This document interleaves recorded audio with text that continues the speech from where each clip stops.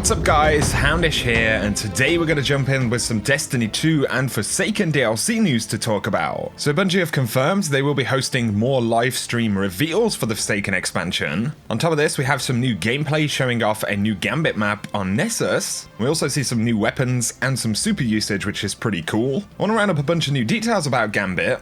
We're going to talk about hidden rooms in the Whisper mission, where you get the Whisper of the Worm, the new Black Spindle, and we've got a bunch of other stuff to round up, including a look at what we'll be getting in August, PvP time to kill, new supers, and a bunch of other stuff. So if you guys do enjoy this video, a like below is very much appreciated. Be sure to let me know any thoughts that you have, but for now, let's get straight into it.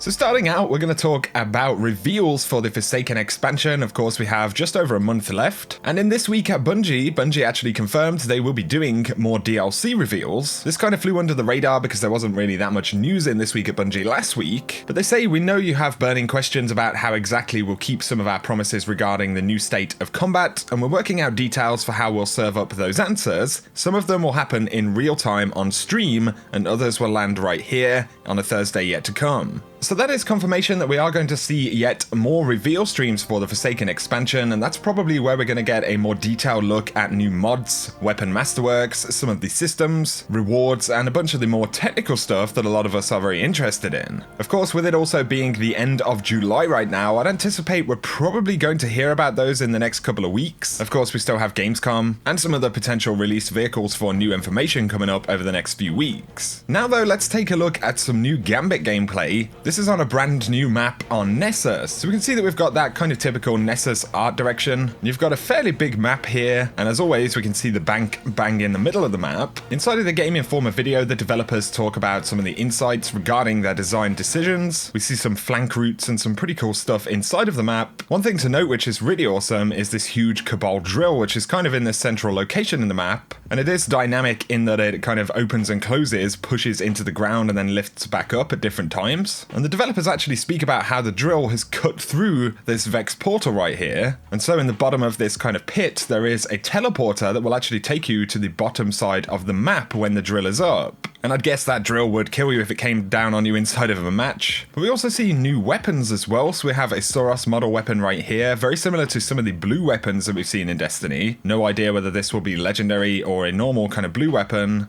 We see the sniper that we've seen a fair amount. This appears to be from the Dreaming City set of weapons. You'll notice it actually has 7 in the mag right there, but I think this is a slightly higher rate of fire sniper rifle. We see other Gambit weapons that we've seen so far, but we actually get a look at a new scout rifle right here, presumably a legendary scout. It has the same general style as the other weapons that we know come from Gambit, so I'd assume this will be the Gambit scout rifle, but when you look at it fire, it does appear to be a higher rate of fire full auto scout rifle, and I'm guessing that based on how quickly it is firing and how stable the weapon is as well. So a higher rate of fire full auto scout rifle would be pretty cool, but of course these may have random perks, so we might not necessarily get this roll. But we also see the new exotic Cerberus +1, and even a sneaky PvP kill with the new Fire Knives Hunter Super. So pretty cool to get a look at a new map finally. Of course, we've seen the EDZ map quite a bit at this point. On the subject of Gambit though, some stuff which came from Guardian Con where they did the Gambit tournament. They confirmed that supers will carry over from round to round in Gambit. Player deaths will actually heal the primeval that you're killing. We had spoken about that before.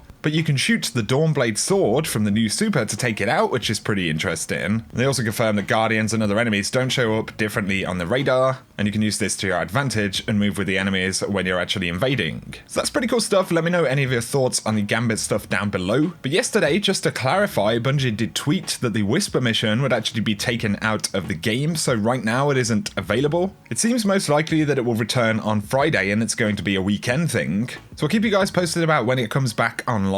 People have actually started doing some pretty bizarre cheeses inside of the final encounter in the Whisper mission. So this video comes from the Ferrin Core, and they actually found a way to get above where all of the bosses spawn and then just shoot down on them. I don't know how tangible this would be as an actual strategy or how easy it is to get up there, but I just thought it was worth pointing out. I'm sure when the mission comes back around, considering people are doing this kind of thing, we may see a few different cheese kind of strats pop up. Also, my friend Wilhelm Scream showed off a hidden cave that we haven't actually been in yet, and this is near to the area where you drop down to the final boss. There is a dead Vex in here, so it looks like we may actually visit this place for some reason at some point. Maybe it's possible that the chests you need to collect to upgrade the masterwork could actually move location inside of the heroic version from week to week. We'll have to wait and find out. But DMG said, Cabal, again. This was in reference to all of the Cabal minor public events. Apparently it was something like 4 or 5 hours worth of straight Cabal events the other day just before it went away. And Bungie have said numerous times that they are looking into that. Definitely something they should look to fix. Also, someone said there is a bug with Whisper of the Worm, and it seems when the bullet during damage pierces the target at random, it actually deactivates the White Nail perk from occurring. John Wisniewski said, we are aware of that.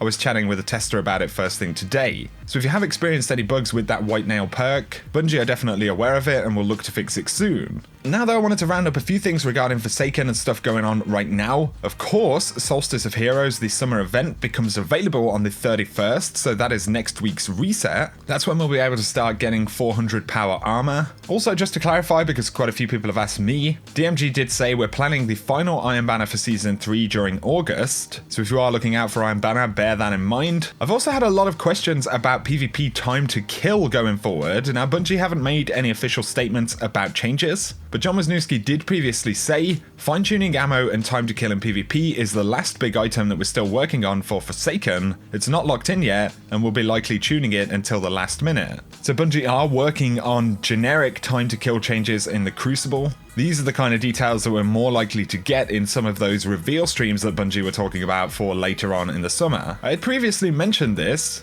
but we did get confirmation that Ward of Dawn is going to get a buff, so that'll be the original Sentinel subclass. And on the subject of the new Warlock Arc Super, of course you can cancel this super and save super energy. And somebody said, how will you stop people using it for quick bursts for close quarter kills, only using the minimum super energy and getting super back very quickly, and then doing it over and over again? And Claude Jerome did confirm that Chaos Reach has an additional cost to deactivating this super early. So for instance, if you used up 30% of your super for a quick burst and then deactivate it, you'd have less than 70% left over. So they do have ways of actually kind of managing that. But moving on to Solstice stuff, 400 power, somebody did say, what is the significance of having 400 power gear? I thought if you meet the light level for activities, you don't get any advantage the higher you are over that light requirement. Is there any 400 power relevant activities until Forsaken, at which point starting at 400 or 385 will likely be trivial? And Cosmo confirmed your power level will still matter up to 20 over enemy combatants. So if the enemies are 400 power, then you'll kill them more quickly up to 420.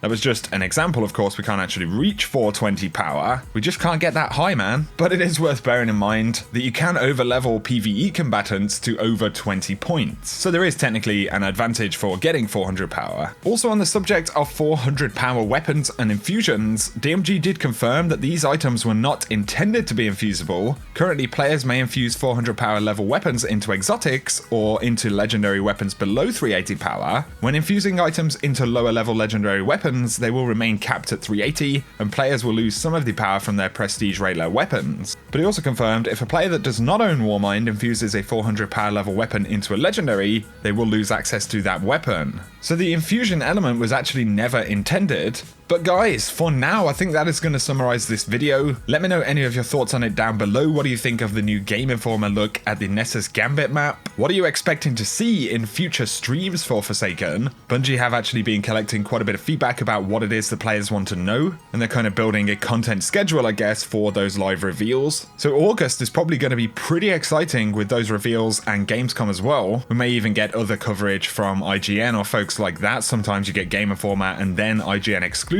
back to back. So that is potentially going to happen as well. I'd be curious to hear any of your thoughts on it, but if you have enjoyed the video, a like below is very much appreciated. If you're new to the channel, be sure to hit subscribe and turn on those notifications. That way you'll never miss out on a video. Be sure to check out my sponsor, Into the AM. They have some really cool clothing in their store. They do a lot of really cool kind of graphic all over print t-shirts, graphic design shirts. They're even breaking into games merchandise. They've got some cool God of War and Assassin's Creed stuff in the store, but they do accessories, bandanas, hats, hoodies, and a whole bunch of other stuff, and you can save 10% by using code Houndish in the store. The link for that will be down in the description below, so totally check it out if you want to. For now though, I very much appreciate you guys tuning in as always, and whatever you get up to, I will catch you very soon.